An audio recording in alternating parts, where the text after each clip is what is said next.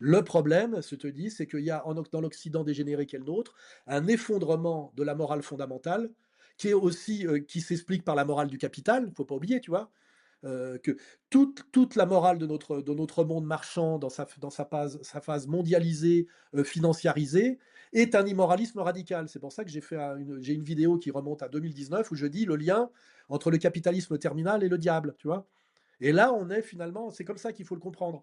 Parce que cette affaire Epstein est une affaire de criminalité sexuelle et financière, il ne faut pas oublier. Les deux marchent avec. Parce que de toute façon, pour arriver au crime sexuel, il faut déjà être dans une position financière. Tu vois ce que je veux dire?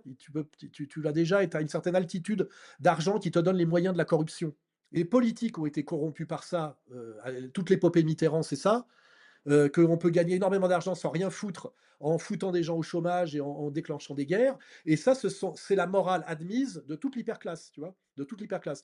Ah, Alors, donc, la question, c'est comment ça se fait que quand tu dis la vérité, tu es condamné non pas par ces gens-là, mais condamné, je rappelle, par la République, la justice de la République française, au nom du peuple français et de la République française, de la démocratie française, des droits de l'homme et de mon cul sur la commode. Tu vois, c'est là où il y a une obscénité totale. Tu vois, c'est sans doute la chose la plus horrible qui existe au monde. C'est ce qui a trait à la persécution sexuelle et criminelle des enfants.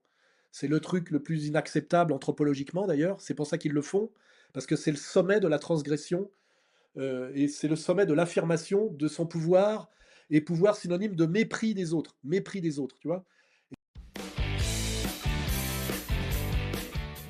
dans les échanges de mails, on voit que Epstein coordonne, entre guillemets, comment dire, l'arrivée des confinements, les virus, et ils discutent de tout ça.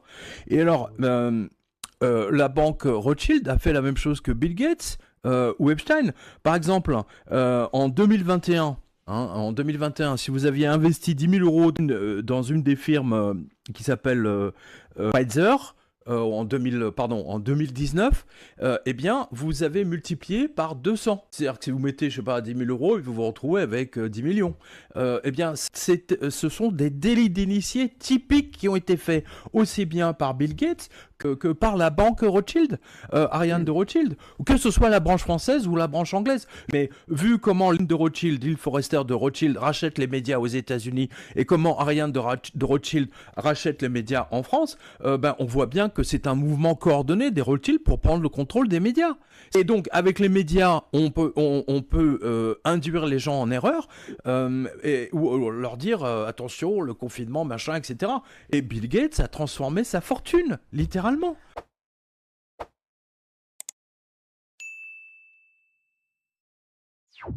Mais d'où vient cette république? Qui a créé cette république? C'est ça. Toutes les questions arrivent aujourd'hui avec cette mafia Rothschild, moi je peux quand même le dire, qui organise la censure dans ce pays. Est-ce qu'on ne peut pas s'interroger aussi sur le rôle joué par ce groupe dans la Révolution française? C'est une question. Et Déjà à l'époque, ben oui, oui, oui, parce que ces familles, ces organismes financiers ont traversé tous les régimes quand même. c'est ça. Ah, sûrement. Donc en fait, on a aussi des lignées. Hein, c'est ça qu'on découvre à travers les mails d'Epstein, c'est ces lignées étranges avec les mails de la petite fille de Jack Lang à Jeffrey Epstein, etc., qui en parlent comme d'un sugar daddy. On se demande même s'il n'y a pas presque un lien familial, puisque à un moment donné, la famille de Jack Lang hérite d'une partie de la formule de la fortune de Jeffrey Epstein. Donc en Non, fait, on va découvrir tout ce système, mais qu'on connaît déjà, puisque une conférence de Bettina Reims, qui est une Rothschild, c'est une branche de la famille Rothschild, qui est la cousine de David de Rothschild, elle est déclarée au musée d'art et d'histoire du judaïsme, comme on disait dans ma famille, Vice is nice, but incest is best because it stays in the family. Et puis comme on faisait très souvent dans ces familles-là, Vice is nice, but incest is best because it stays in the family.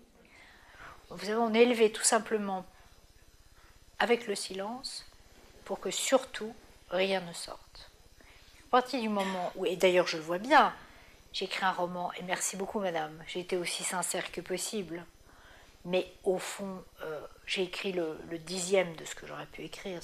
J'avais sans arrêt des barrières, des balises, des phares qui s'allumaient. je n'écrirai jamais. On parlait d'Alexandre Jardin, évidemment que je suis contre le principe, mais même si je voulais, j'ai déjà l'impression d'avoir terriblement transgressé. Hein, le vice, c'est bien, mais l'inceste, c'est mieux parce que ça reste dans la famille. Et c'est ça qu'on va découvrir. Pourquoi Ghislaine Maxwell était détraquée sexuelle. Quand on recueille les témoignages des proches de Ghislaine Maxwell, et vous dites, bah oui, mais quand vous voyez la relation qu'elle avait avec son père, ah bon, quelle relation elle avait avec son père? Donc en fait, on va découvrir tout un monde, tout un monde. Et c'est pour ça qu'il faut comprendre cet effondrement et comprendre l'après et ensuite reconstruire. Ces gens sont des malades. C'est des malades. Pardon.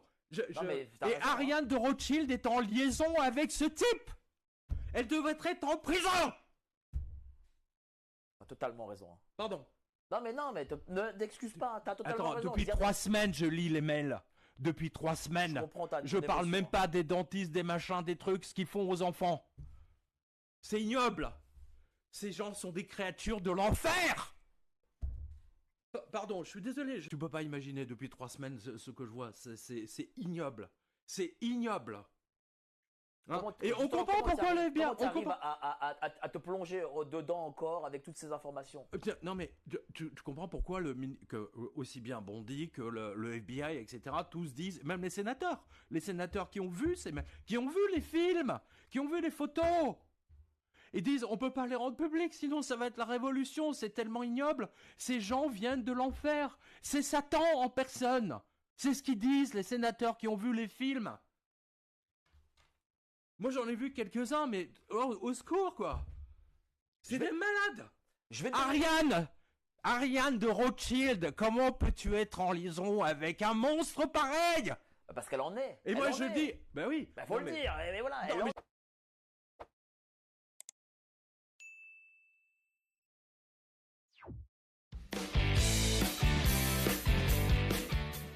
Tu es de quelle orientation sexuelle? Je suis gay, en gros pédé, regardez, faggot. Faggot, ça veut dire pédé en anglais, donc voilà, un gros pédé, gros pidi, voilà. Ça va? Ça va et toi? Ça va, alhamdoulilah. Tu es de quelle origine? Je suis algérien. D'où en Algérie? Salut tout le monde. Bon, j'ai découvert un nouveau magasin, ça s'appelle Naomi sur Avignon. Faut pas y aller. Faut vraiment pas y aller. C'est... Je m'en suis foutu pour 150 €. Voilà, c'est fait. Si vous passez par là-bas chez Naomi, faites-vous plaisir, c'est vraiment pas cher. Là, je me suis pris 4 jupes et 2 t-shirts. 100 balles. Allez, 100 balles. C'est bon quoi. En plus, c'est super beau, c'est super joli, c'est de l'élastam. Bon, franchement, je suis ravi. Donc, tout ça pour vous dire que je me suis fait plaisir. Faites pas gaffe à la barbe, je suis obligé de laisser pousser. Je fais l'électrolyse, ça me saoule comme c'est pas possible. Mais j'ai pas trop le choix. Et sur ce, je vais vous souhaiter une bonne journée et à bientôt.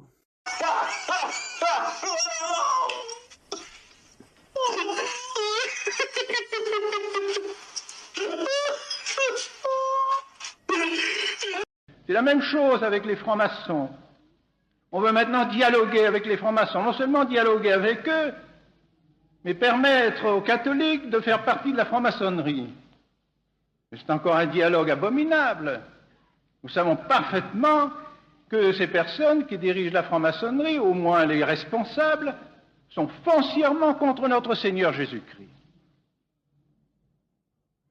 Et ces messes noires qu'ils font, ces messes abominables, sacrilèges, horribles qu'ils font, sont les parodies de la messe de notre Seigneur. Et ils veulent des hosties consacrées, eux, pour faire ces messes noires. Ils savent que notre Seigneur Jésus-Christ est dans l'Eucharistie, car le diable le sait que notre Seigneur Jésus-Christ est dans l'Eucharistie.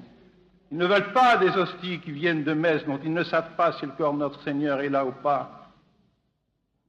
Alors, dialoguer avec des gens qui veulent la mort de notre Seigneur Jésus-Christ une seconde fois, dans la personne de leurs membres, dans la personne de l'Église, nous ne pouvons pas admettre ce dialogue. Nous savons ce qu'a valu le dialogue avec le diable, le premier dialogue d'Ève avec le diable. Elle nous a perdus, elle nous a tous mis dans l'état de péché, parce qu'elle a dialogué avec le diable. On ne dialogue pas avec le diable. Et on prêche avec ceux qui sont sous l'influence du diable, afin qu'ils se convertissent, afin qu'ils viennent à notre Seigneur Jésus-Christ. On ne dialogue pas avec les communistes. Heureusement que les chrétiens du Nord ne sont pas d'accord avec vous.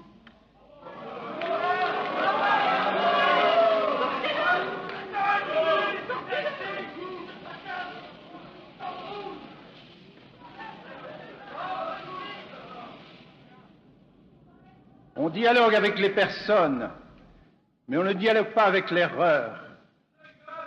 Nous verrons si les armées qui sont prêtes le long des territoires du rideau de fer, si un jour elles désiraient passer le rideau de fer, si un jour, après les nombreuses séances que les soviets suprêmes a eues, si jamais il y avait une voie de majorité pour que ces armées déferlent sur nos pays, en 5 jours,